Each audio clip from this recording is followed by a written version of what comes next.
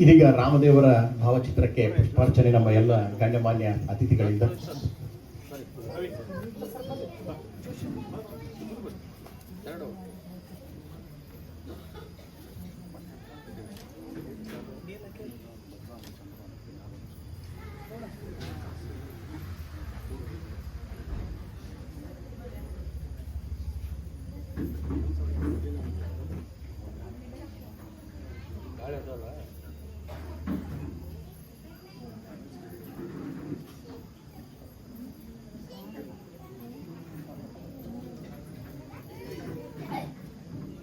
ಮಾಡಿದ್ದಾರೆ.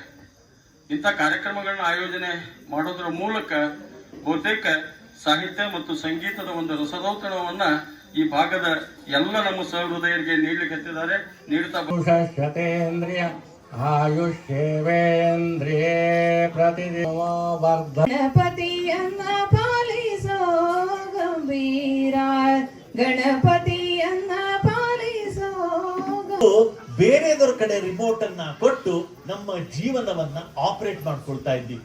ಇದಕ್ಕೆ ಕಾರಣ ಅನಾರೋಗ್ಯ, ಆರ್ಥಿಕ ಪರಿಸ್ಥಿತಿಯಲ್ಲಿ ಅಸ್ತವ್ಯಸ್ತತೆ, ಮಾನಸಿಕ ರೋಗ, ಇವೆಲ್ಲವಕ್ಕೂ ಕಾರಣಗಳು ಏನಪ್ಪಾ ಅಂದ್ರೆ ನಾವು ಬ್ಯಾಲೆನ್ಸ್ಡ್ ಆಗದೇ ಇರುವಂತಹದ್ದು. ಸಂದರ್ಭ ಹೇಳ್ತೀನಿ. ಲೋಕದ ಅರ್ಧನಾದವು ಮಿತಿಮೀರಿದಾಗ, ರಾವಣನ ಅಹಂಕಾರದ ಅಂಧಕಾರವು ಜಗತ್ತನ್ನು ಮುಚ್ಚಿದಾಗ, ಬ್ರಹ್ಮಾಂಡದ ಆ ದಿವ್ಯ ಶಕ್ತಿಯು ರಾಮ ಎಂಬ ರೂಪದಲ್ಲಿ ಧರೆಗೆ ಇಳಿಯಿತು. ಅಯೋಧ್ಯೆಯ ಅರಮನೆಯಲ್ಲಿ ಚೈತ್ರ ಮಾಸದ ಆ ಮಧ್ಯಾಹ್ನ